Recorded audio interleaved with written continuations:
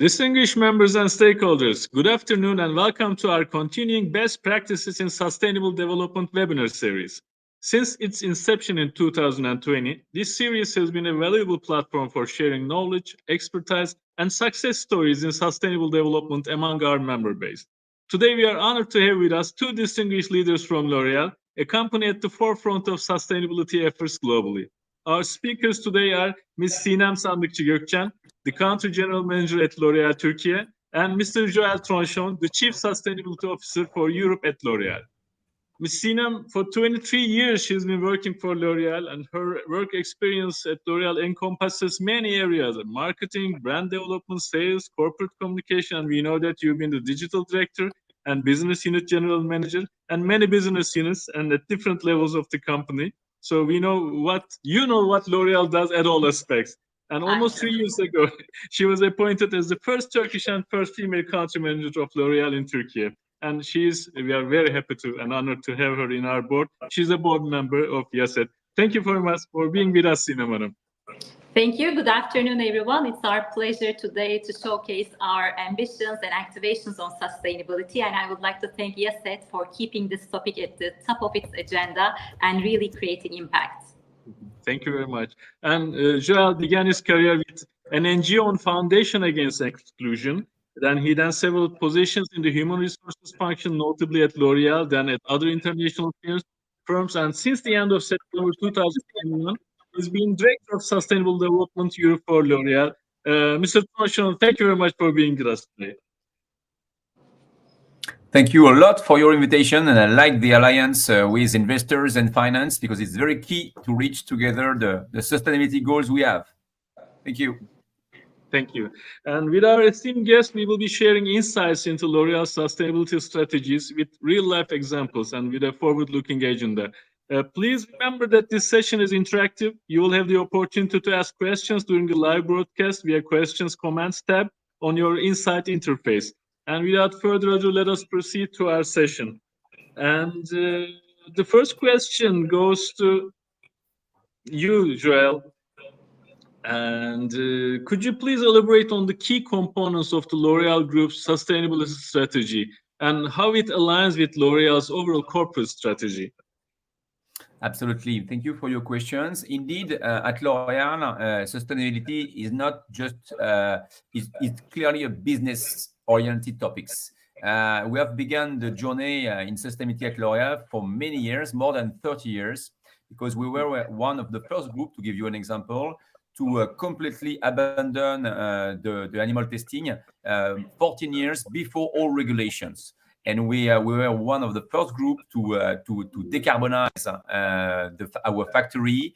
And just to give you figures, over the past 15 years, we have decarbonized the carbon emission of our factories by 91%. So we have started the journey very early on. And we have launched our first sustainability program in 2013, and our new one called L'Oréal for the Future, we have launched it in 2020 with targets until 2030. So L'Oréal for the Future, what is it exactly? It's a 360 degrees comprehensive program that address every field of our business to make them sustainable. At L'Oréal, you have to understand that for our, let's say, reason why our mission is to create the beauty that rules the world. So creating this beauty at L'Oréal, beauty is, of course, inclusive, innovative, and also sustainable. Well, what is it, the sustainable beauty for L'Oréal? The sustainable beauty, first, we have a first pillar of our program based on what we can change internally. So to address climate change with carbon reduction, water also reductions. Water is really a very key topics in terms of environment for L'Oréal and for the world. To spare resources, so to use less resources and to be involved in circular economy. And the last one is also the biodiversity impact we can have. This is the 4 pillars. And also in this journey, we embark every department. So it's not, sustainability is really connected to the strategy because we work very closely with every department of the company. purchasing, marketing, research and innovation, sales, logistics, supply chain, finance, everybody is involved. That's very important that sustainability at L'Oréal is really embedded in every step of our value chain, and every department at L'Oréal have sustainability objectives, targets, KPIs, and goals, which is very important. So we don't work alone. It's a cooperation. It's a sport. It's a cooperation teams sustainability at L'Oréal, and that's why it's so linked with the strategy.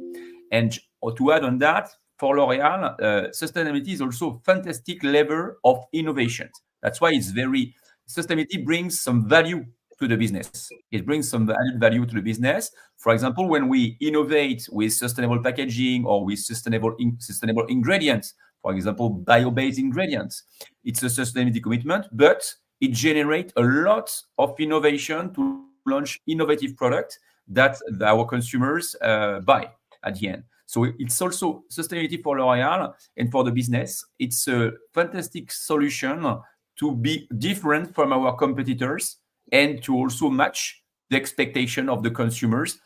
That today's consumers, they want more natural products, they want more sustainable packaging, sustainable products, long-lasting products, efficient products. So that's why sustainability is a very a business driver. And to conclude on that, I say also sustainability is very key to our strategy, because we embed sustainability in the discussions we have with our clients and retailers. We have, for example, we have built what we call Green Joint Business Plan. So it's the pure explanation that sustainability is really connected to business.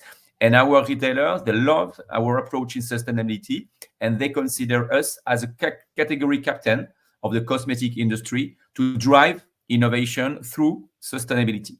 And last thing, sustainability, and I know that you are many investors in the room. For investors, sustainability is also a fantastic lever to de-risk, to avoid risk and future risk, and to anticipate future laws and regulations coming on sustainability, which is the case in Europe with the Green Deal, but in every countries on the world, we will face new regulations. So it's better to anticipate. So it's a fantastic way to avoid risk. Thank you very much for explaining how you make it doing business model and embedding it in your business practices. So that is actually the key concern and the key success factor. So thank you very much for pointing this out.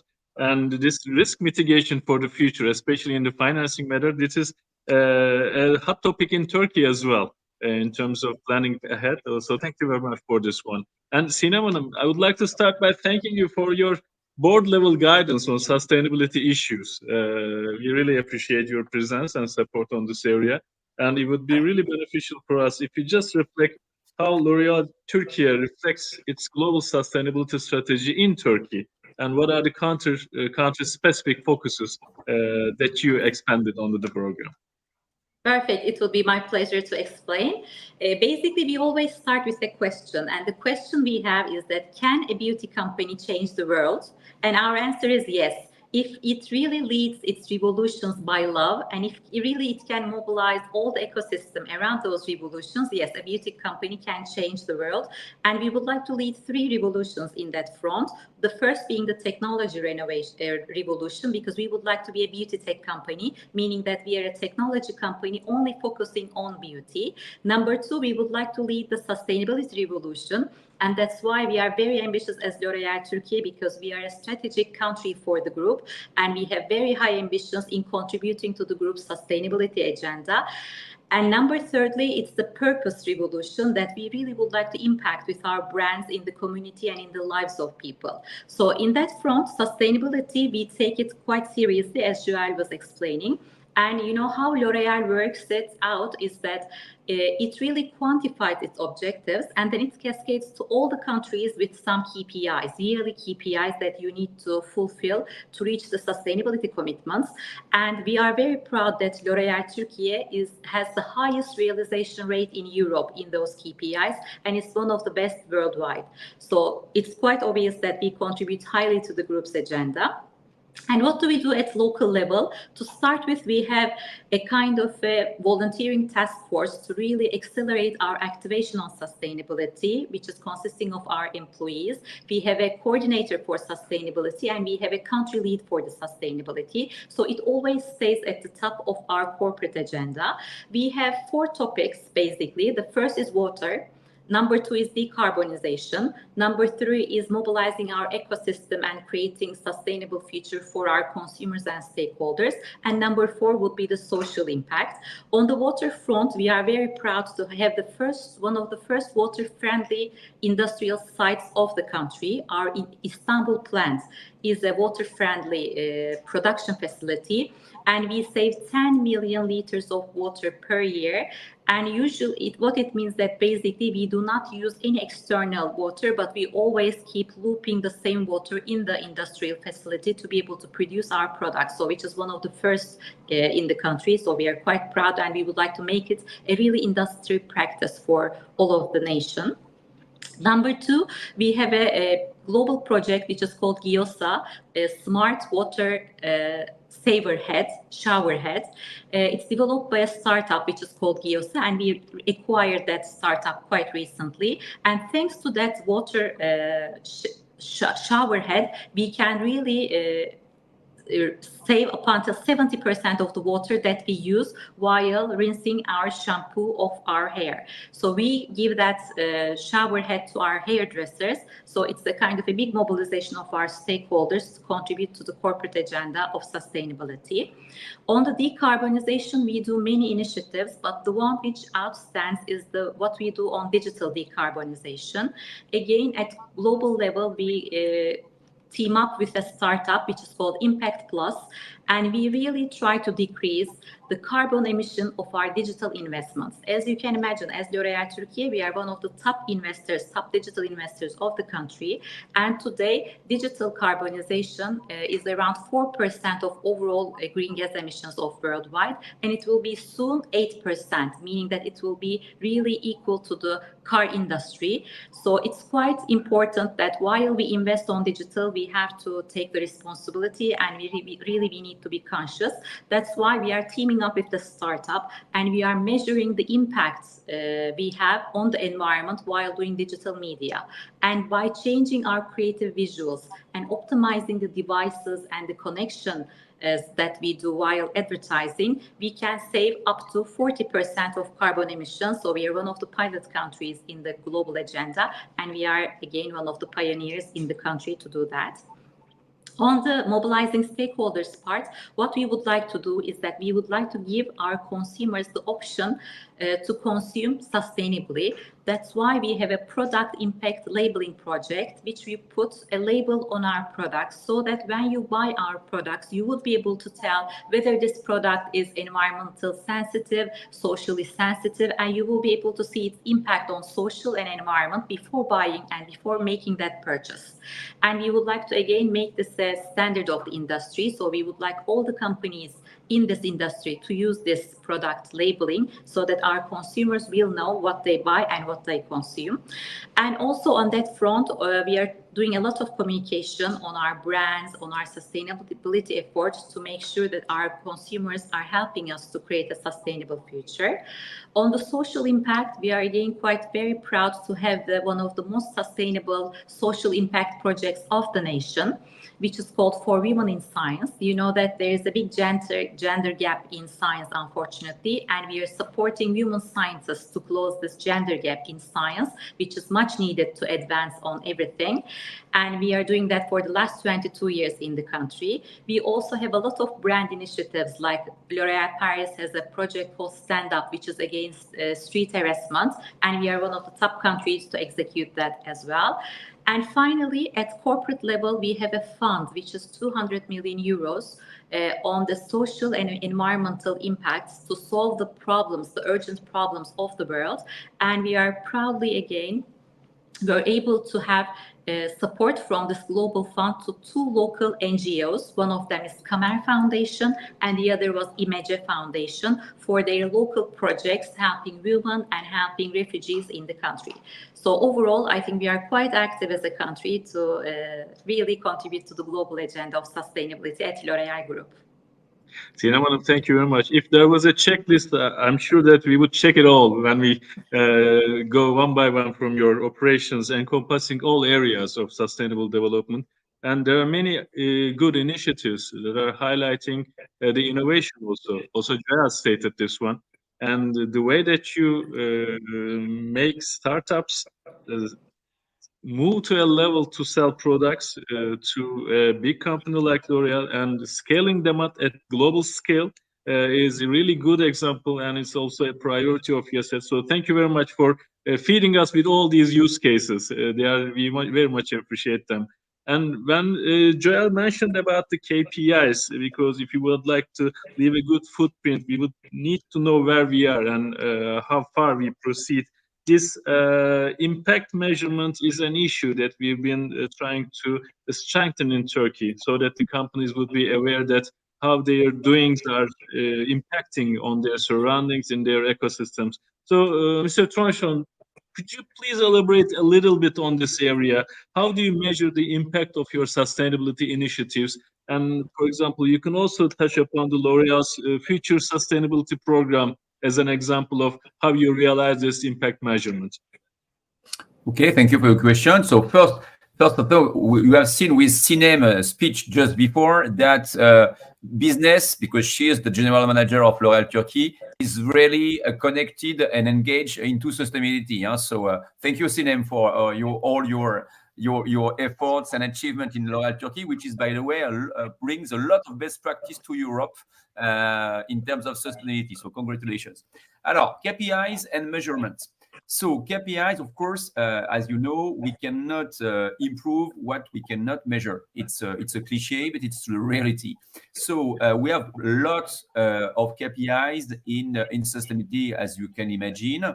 First of all, of course, we have KPI because you cannot measure and showcase externally your extra financial performance if you have not a good monitoring of KPI, very precisely audited KPI and reliable data. So it is just the illustration of that is for 8 years in a row, L'Oréal Group is the first company to have the AAA with the CDP, which is a standard very demanding in terms of KPI and data. I can tell you, we spend hours to answer the questionnaire, but that's the rule of the game. So at L'Oréal, we have, of course, a global monitoring of KPI. We have created a lot of dashboards, a lot of specific tools to monitor our carbon emissions.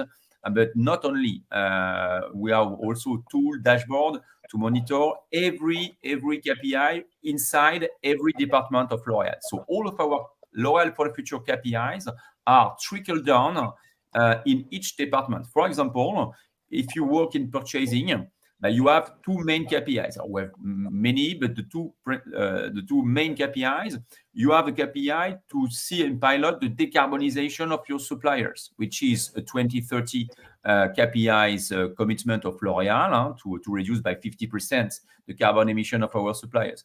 If you are still in purchasing, you have also a social impact KPI to which we call it inclusive sourcing. What is it? But this is the number of jobs you create inside your suppliers for vulnerable communities. For example, women, but not only. So you see that in every department they have social and environmental KPIs. The rule of the game is not to overwhelm all the organization with too many KPI. That's why the sustainability teams have to select and to identify the priority for each department. Because if you give to someone 20 KPIs, you are sure not to achieve. If you give only 3, it's easy to pilot and the people understand how it could match with their daily jobs. So, for example, another example, in marketing, you work in marketing at L'Oréal, but you have some specific KPI to deliver eco-design products, meaning the new product you are going to launch must have a better ranking in terms of environmental impact, and Sinem mentioned it, but we use an environmental scoring impact called product impact labeling system, and you have to improve your new product versus the last version of the product. So this is clearly a KPI on marketing. In this moment, we work very hard with the teams in Europe to also launch and sell a lot of refillable packaging. Very good for the planet, but very good also for the wallets of our consumers, because the refill are cheaper. So that's interesting. Less materials, less plastics, and better purchasing power for our consumers. But here we have a dashboard specifically to track the sales uplift, the sales increase of this refillable packaging product. So and it's important to have in mind also that all these KPI are also parts of the annual objective, the individual objectives of our employees, plus the collective objective. And they are included also as well in the bonus of our managers. That's very key because it's very part of the business. Sustainability is very part of the business. And of course, we have a mix between quantitative, we have many KPI, and also qualitative KPI. Because, for example, when you launch a brand cause such as the one in L'Oréal Paris mentioned by Sinem, Stand Up, of course, you can monitor in a quantitative way, but it's interesting to know the qualitative impact it could have for women. So all our brand causes, it's important also to monitor the qualitative impact too. And what is also very important in this moment is the data accuracy, because that's why we have a very strong cooperation with our finance teams. And every month, for example, in Europe, in my zone, I have a meeting every month with my sustainable finance counterpart to see if the data accuracy of all the KPIs of sustainability of all European countries are reliable or not. So that's very important. And we track also the CapEx and the OpEx, all the investment we can make in sustainability project. That's very important because it's also a request today from investors, from our stockholders. They want to know what amount of money L'Oréal is investing into sustainability, and each department in each country, they want to know in euro how many we invest. That's very important. And also, it's also a good way to meet the standards. We mentioned CDP, but we mentioned also net zero. The SBTi commitment is really key today. Without this SBTi net zero trajectory 1.5 degrees, the business won't be possible in 10 years. For example, we have some retailers and clients today that don't want to do business with suppliers that are not compliant with net zero 1.5 trajectory. So for L'Oréal, it's a competitive advantage to have also this very reliable KPI and to demonstrate and showcase to our retailers that, yes, we are leading the way in terms of KPI monitoring and performance achievement. These are great. There are many notes that we could take, but the idea is keep it simple, keep it real, and diversify among the business units. And we always say that this work is feasible. Like when companies mention that the green agenda and aligning with green agenda isn't an associated cost, it is just a gain for the company. And thank you for pointing this out and making very good use cases for the people who are going to be associating these activities with theirs. Thank you very much for the points.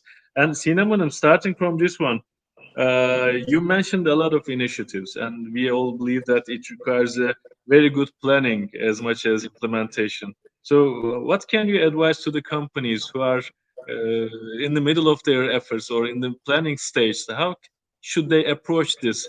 And what are your advices for them to improve their sustainability practices? For us, I mean, and for everybody, sustainability, it's a journey, it's not a destination. So it's always ongoing kind of a learning, innovation, collaboration, and that should be the mindset and that should be the spirit behind everything we do. That will be the starting point. And it shouldn't be a side benefit or side initiative or side function, but it should be at the core. And when we see the companies who are quite successful on sustainability efforts, we always see that it is really situated at the core of their business model. And for us, that's the case as well. Basically, it comes from leadership commitments. So at top level, as Joel was explaining, coming from the very top of the group, but at the country level as well, we have a very strong leadership commitment on the KPIs, on how to do that. And we really put a lot of effort and a lot of basically collaboration behind that. The company culture also should be shaped accordingly so that, you know, every employee has an understanding at the same level of what sustainability is and how they can contribute. And they should have the free environment for them to be able to deliver their, you know, best practices, potential, etc.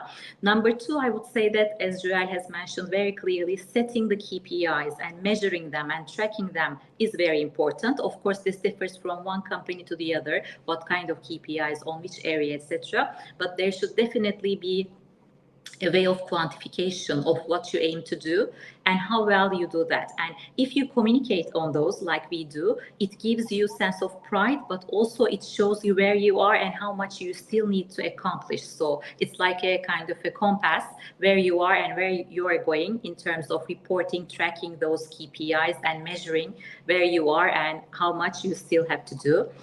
And also, I think you should really focus on the areas that you can create impact. For example, I didn't mention in the first question, but last year we had a devastating earthquake. And since helping women and helping the society has been one of our top priority in our sustainability program, very quickly we were able to come up with strong initiatives. Like first, we have sent a mobile beauty services truck to the region to provide women free of charge beauty services so that they still have the empowerment in them to start over their lives and to uplift their mood, which was quite impactful. And then we launched a series of strong initiatives for women empowerment in the region. We dedicated all our corporate social responsibility efforts of last year with an long and ongoing commitment to the region, and we still continue with that. So for a company, it's very important to decide where to focus their efforts on and to be really aiming to make impact on those fronts which are identified.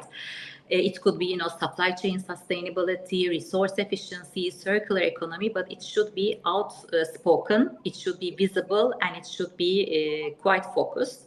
And also the engagement of stakeholders is very key to really make sure that everyone understands what you aim and how they can contribute to your ambitions is very critical. Name it your customers, your consumers, your NGOs, your associations. So I think that's the key that should be really done with transparent communication, real partnership mindset, and with engagement actions. I would say. And of course, in the world of today, definitely leveraging the digital technologies should be part of the game.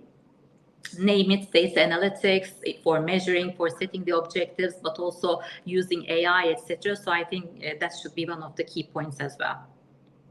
Thank you very much. And actually, you answered two of the questions that were directed to you in the meantime, in how you mobilize your stakeholders. And you pointed out that reaching out to your ecosystem has many ways, and you are doing them, actually. Thank you very much for these. And Joel, the other question is, at the beginning of your speech, you also mentioned the global trends that are shaping the future of sustainability. Innovations, global trends, some regulatory changes, and global targets. What do you believe that the most significant will be on L'Oréal's sustainability efforts? What will be the most significant impact that you are planning to cope with, or you are planning to make it grow? Thank you. But probably the most significant trends, because it's impacting all of our value chain, is circular economy. And then there is a simple reason why circular economy is so important, because it's that we don't live anymore in a world in which the resources are infinite. So we have limited resources, we have scarcity everywhere. You see in every country, not only in the countries in the south of the world, but also in the north, the water scarcity, the resources scarcity. Where we know just the people think that we have plenty, a huge reserve of sand. The sand is used to make glass, and glass is used to make packaging for our fantastic fragrance bottle. Okay, so if tomorrow there is a scarcity of sand, we have to manage to avoid to throw our packaging away and to use refillable and reusable packaging. That's circular economy. So circular economy is a major trend because it forces us to innovate, to make better and more with less resources. So when I mention resources, it's natural resources, but it's also water, energy. So it's also a very good fuel for to make savings and to generate profits. By the way, because when you revisit and you re-engineer your business through the lens of circular economy, you find some very interesting parts of savings, innovations. So that's why circular economy is so powerful. And to give you example, at L'Oréal, we scan all the value chain with circular economy approach. So, for example, for the ingredients, we have found some very interesting green alternative methodology. We call it green science, green chemistry at L'Oréal, and to produce our ingredient and formula with less water, for example, or to use bio-based ingredients that are byproducts of, for example, agriculture. So meaning that it was product that was waste in the past, and we reuse it as a new resources. Just an example, the rose. Everybody knows the rose. By the way, you have a lot of roses in Turkey. This is a country of the sourcing of the rose in Turkey. But in the past, we use only the flowers for the fragrances, and now we have discovered that we can use the wood of the rose as a circular ingredient to make anti-aging oils.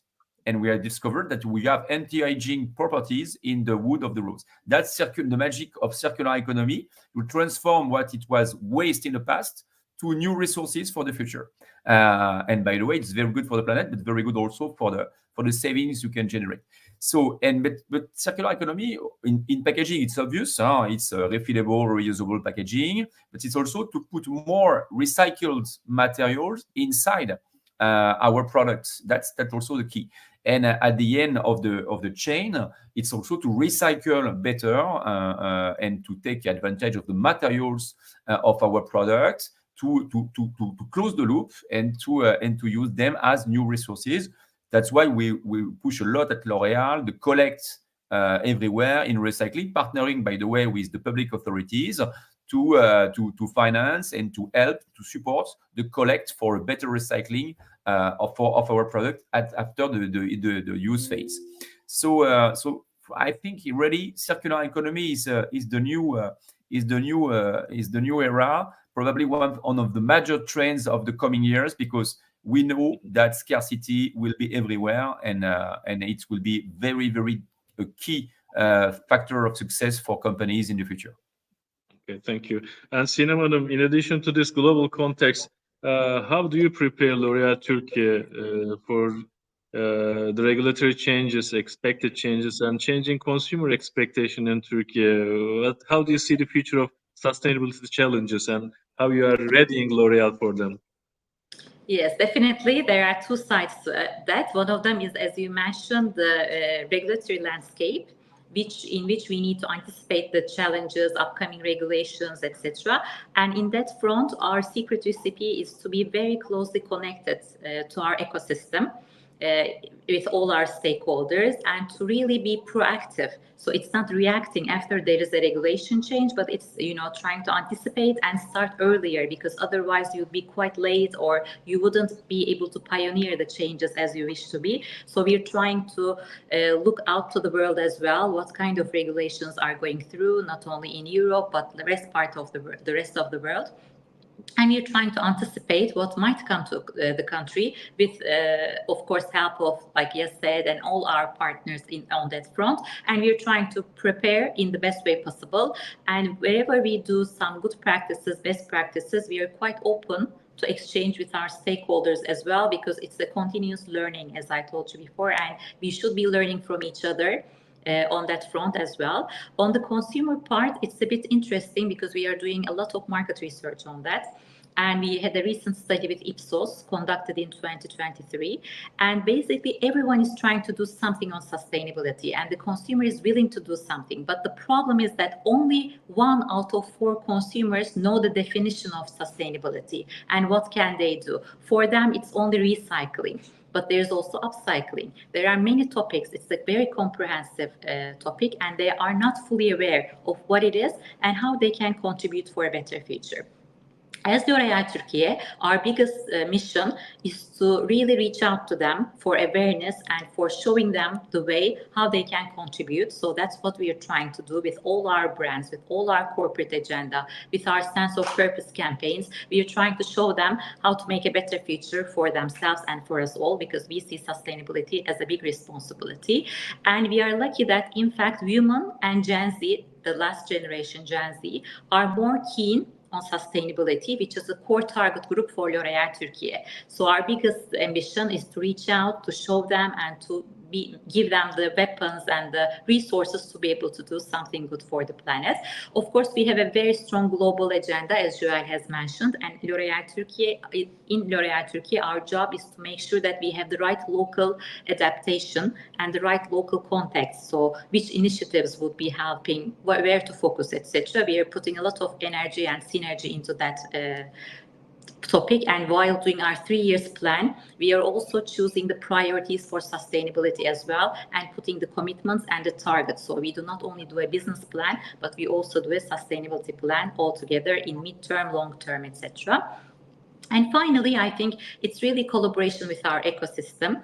For example, we said that our program is the most comprehensive and most inclusive one, meaning that I'm not only responsible for the water that I use to produce my products, but I also feel responsible for the water that my consumer is using to rinse the shampoo of her hair.